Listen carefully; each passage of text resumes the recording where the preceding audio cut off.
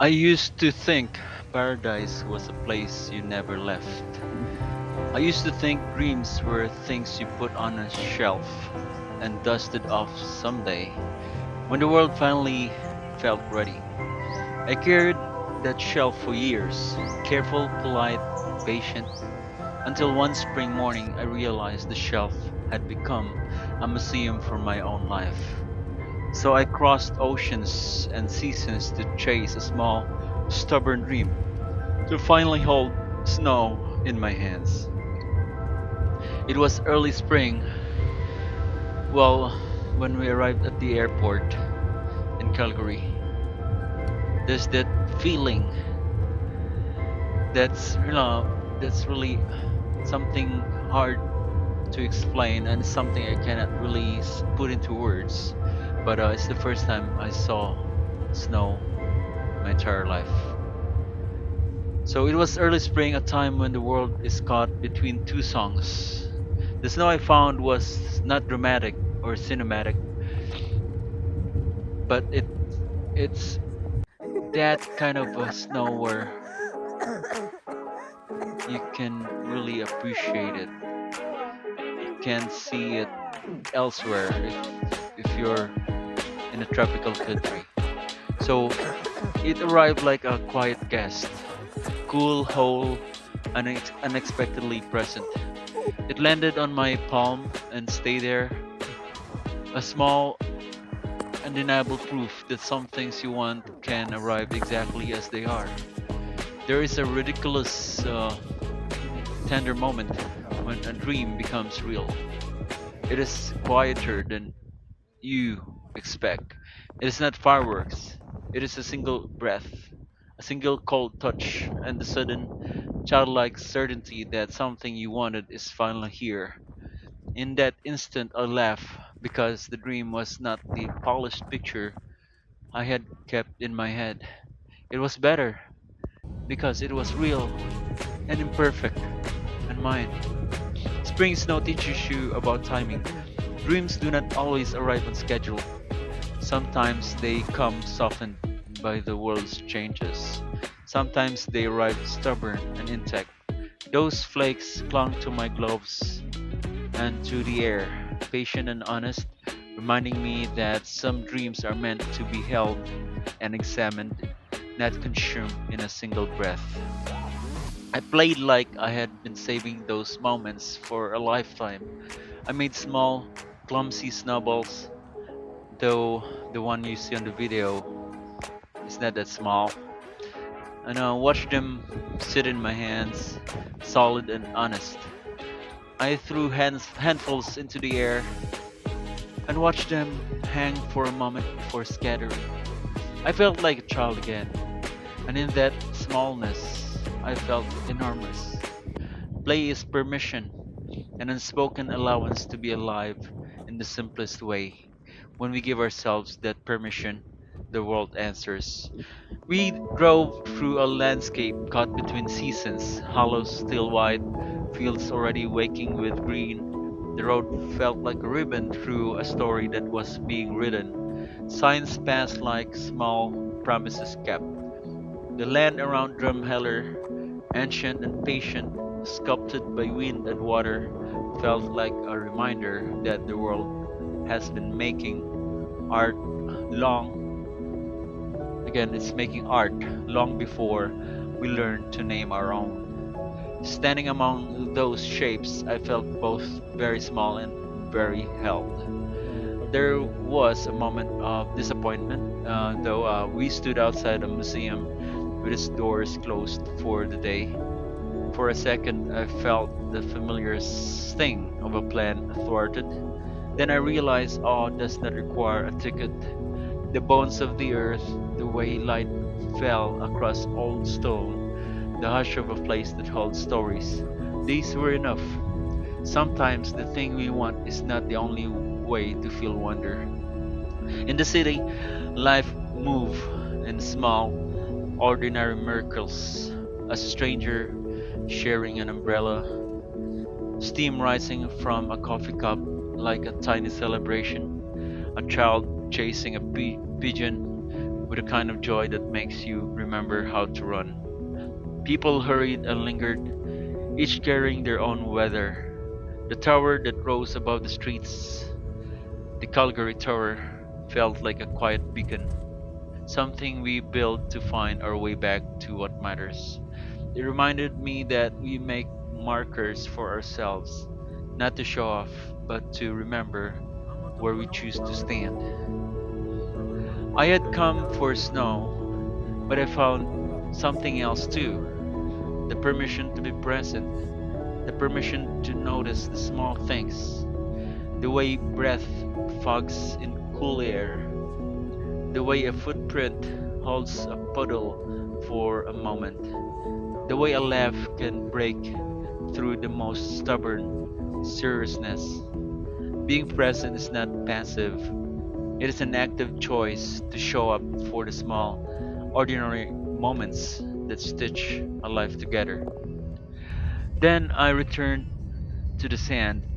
Towards the end of the video, you'll see the walk back in Boracay, because I want to show that traveling doesn't have to be in just one dimension in one country.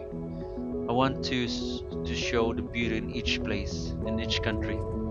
So so again, I returned back to the sand, and the sun felt the same. The fun definitely felt the same as the day I left. Warmth and coolness live in my hands at once. Sand between my toes, the memory of cold on my skin. Holding both worlds taught me that life can hold contrasts without breaking. You can carry a beach in one pocket and a snowflake in the other and still be whole. The lesson is not to choose one or the other, it is to let both teach you. We spend so much time waiting for the perfect moment. We tell ourselves someday, when things are easier, when we have more time, when the stars align. But life is not a single perfect moment. It is a string of imperfect ones, stitched together by the choices we make to show up. The small yeses matter. The yes to a flight, the yes to a walk, the yes to a conversation that scares you a little. And those yeses accumulate into a life that feels like yours. I had dreamed of snow for years. I planned, I hesitated, I found reasons to wait. Practical reasons, polite reasons, reasons that sounded like wisdom but sometimes hid fear. One morning, I realized waiting had become its own kind of loss. So I booked the flight. I spent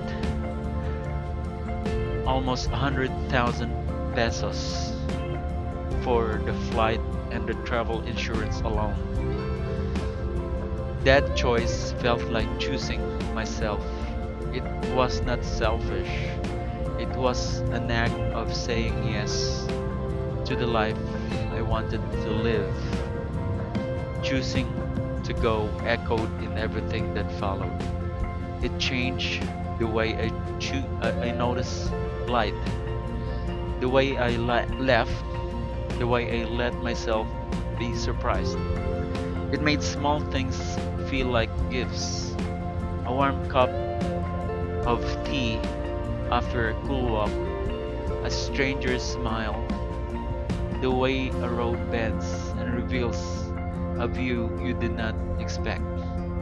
Choosing to go is not a single heroic moment, it is a series of small, steady acts that add up.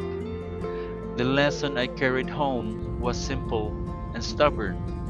The places are not the point. The lesson is in the living.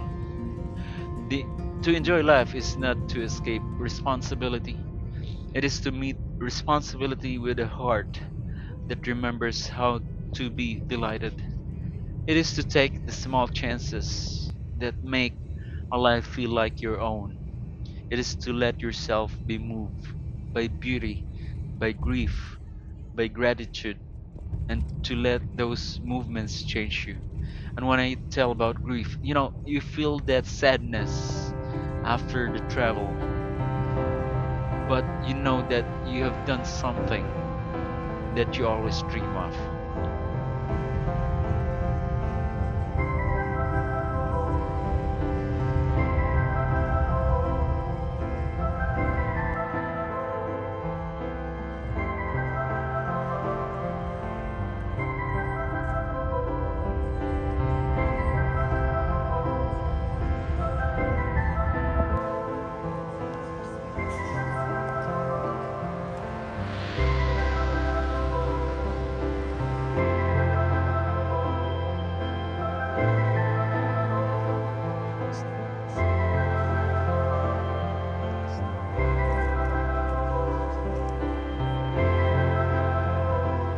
If you are holding a dream, do not let it gather dust. If you are holding a fear, name it and then step anyway. Start small if you must. Book a ticket, make a call, take a walk at dawn. The size of the step matters less than the direction. Each small step is a vote for the life you want to live. Life is short enough to be urgent and long enough to be gentle. You can be both brave and kind to yourself. You can chase a dream and still care for the people and responsibilities that matter. You can be practical and daring at the same time, like what I did.